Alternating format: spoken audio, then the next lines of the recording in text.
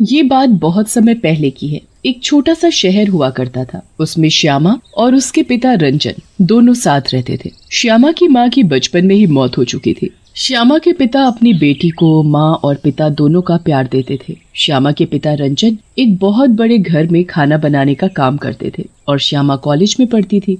श्यामा के पिता अपनी बेटी को पढ़ा लिखा कर टीचर बनाना चाहते थे। जिस जगह श्यामा के पिता रंजन काम करते थे, वहाँ हर महीने अपनी तनख्वाह में से कुछ पैसे अपने मालिक देवराज को जमा करा देते थे, जिससे कि वे जरूरत पड़ने पर उनसे ले सके। महीने की पहली तारीख थी। ये लो रंजन, तुम्हारी तनख्वाह के पैसे। मालिक, आपको पता है ना, मेरी तनख्वाह में से पैसे आपको बैंक में जमा करने हैं। हाँ हाँ, जमा कर दिए। तुम चिंता मत करो, मैंने तुम्हारे पैसे बैंक में जमा कर दिए हैं। जब भी तुम्हें जरूरत पड़े तो तुम अपने पैसे बेझिझक मांग लेना। एक दिन की बात है। श्यामा के पिता रंजन देवराज के घर खाना बना रहे थे। तभी अचानक से उनके सीने में दर्द उठता है। मर गया रे, बचाओ बचाओ, कोई बचाओ। तभी रंजन की आवाज सुनकर काम कर रहे और भी नौकर उन्हें अस्पताल पहुंचाते हैं। उन्हें दिल का दौरा पड़ा था। श्यामा को जब ये खबर मिलती है, वो तुरंत अस्पताल पहुंच जाती है। पिताजी, ये आपको क्या हो गया? पापा, ये सब कैसे हो गया? आप चिंता मत करो, मैं आपको कुछ नहीं होने दूंगी। तभी डॉक्टर बताते हैं। देखिए, आपके पिताजी की हालत बहुत नाजुक है।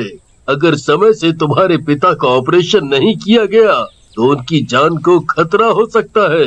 उनका समय से इलाज होना बेहद जरूरी है। नहीं नहीं, मैं अपने पिताजी को कुछ नहीं होने दूंगी। ठीक है डॉक्टर साहब, आप इलाज शुरू कीजिए। देखिए, ऑपरेशन में 2 लाख रुपए लगेंगे। आप पैसों का इंतजाम जल्दी से जल्दी कर दीजिए, जिससे कि हम आपके पिताजी का इलाज समय से कर सकें। श्यामा सोचने लगती है, इतने सारे पैसे कहाँ से आएंगे जिससे कि पिताजी का इलाज हो सके।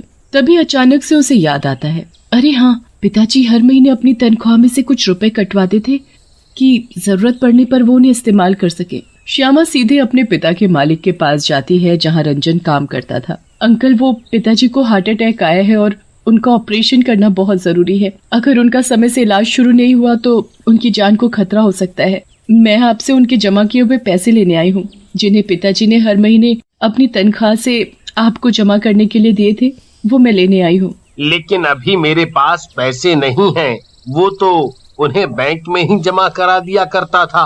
अंकल, पिताजी का ऑपरेशन करना बहुत जरूरी है, नहीं तो उनकी जान भी जा सकती है। देखो, मैं कुछ नहीं कर सकता। जब कल बैंक खुलेगा तब तुम पैसे आकर ले जाना। श्यामा वापस अस्पताल आ जाती है। इधर श्यामा के पिता की हालत बिगड़ती जा रही थी। ये देख श्यामा परेशान हो जाती है। मैं अपने पिताजी को कुछ नहीं होने दूंगी। इसी तरह पूरी रात निकल जाती है और जैसे ही सुबह होती है, श्यामा अपने पिता के मालिक देवराज के पास पैसे लेने पहुंच जाती है।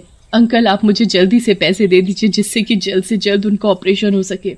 देखो, अकाउंट में कुछ प्रॉब्लम आ रही है, जिसकी वजह से पैसे नहीं मिल सकते। तुम एक काम करो, कल लाकर पैसे ले जाना। श्यामा उदास मन से वहाँ से रोती हुई अस्पताल पहुँच जाती है और जब वो अस्पताल पहुँचती है तो उसके पिता की मौत हो चुकी होती है। नहीं पिताजी, आप मुझे छोड़कर नहीं जा सकते।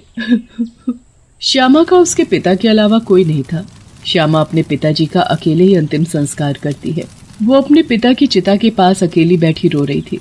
पिताजी, आप मुझे छोड़कर चले गए, अब मैं भी जीकर क्या करूंगी? इस दुनिया में आपके सिवा मेरा था ही कौन? श्यामा को अपने पिता की चिता के पास बैठे बैठे सुबह से शाम हो गई थी। वो अब भी वहाँ बैठी रो रही थी। फिर कुछ देर बाद रात भी हो जाती है, पर श्यामा अपने पिता की चिता के पास से टस से मस नहीं हो रही थी और भूखी प्यासी कई दिनों तक वहीं बैठी रहती है और अपना दम तोड़ देती है। फिर मरने के साथ ही श्यामा चुड़ैल बन जाती है।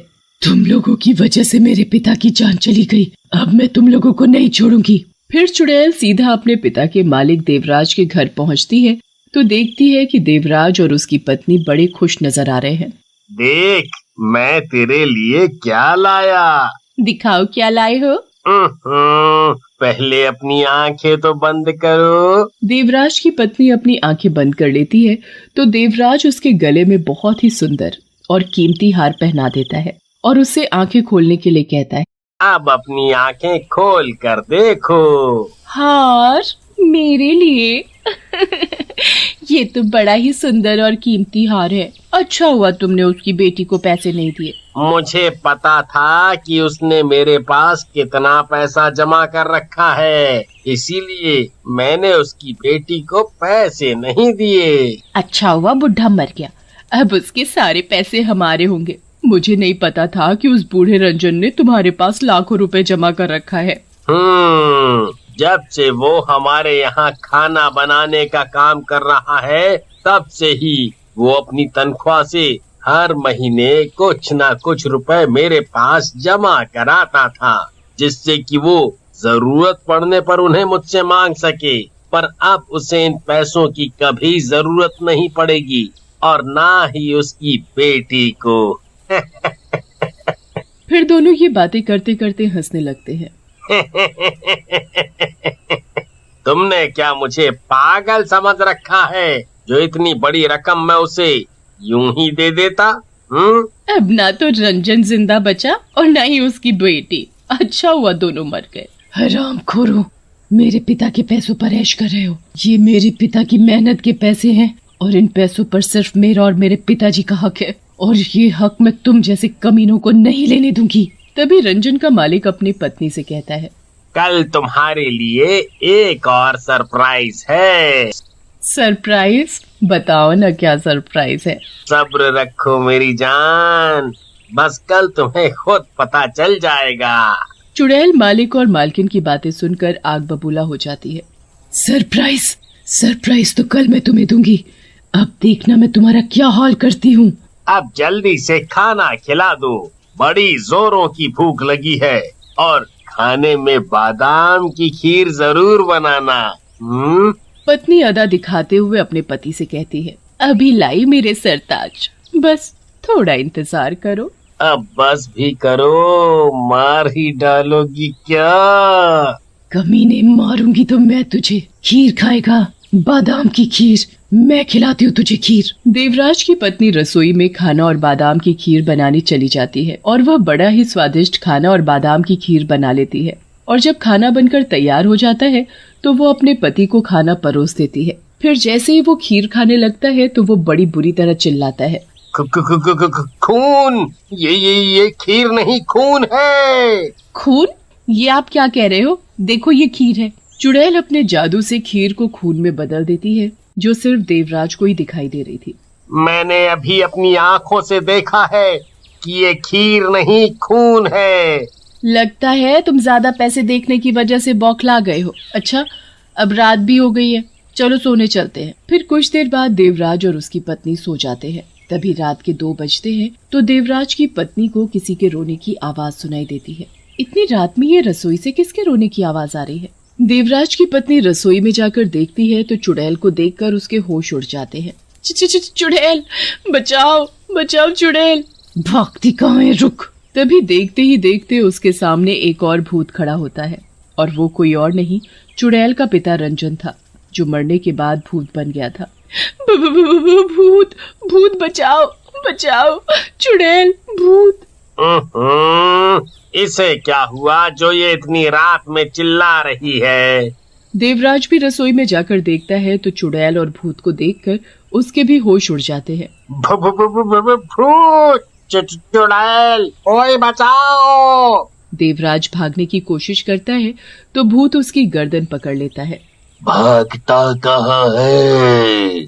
तुम तो रंजन हो, मुझे छोड़ दो। माफ कर दो, मुझे माफ कर दो। तुम दोनों की वजह से मेरी बेटी मर गई और तुम कहते हो कि हम तुम्हें माफ कर दें। तुम्हारी लालच की वजह से मैं और मेरी बेटी भूत और चुड़ैल बन गए। तभी चुड़ैल गैस जलाती है और देवराज की पत्नी का सिर आग में जला देती है। बचाओ बचाओ, कोई बचाओ। देवराज की पत्नी बुरी तरह से चीखने लगती है और जलकर मर जाती है। फिर भूत भी देवराज की गर्दन को उसी आग में झोंक देता है। बचाओ बचाओ! और वो एक अदृश्य शक्ति के साथ गायब हो जाते हैं।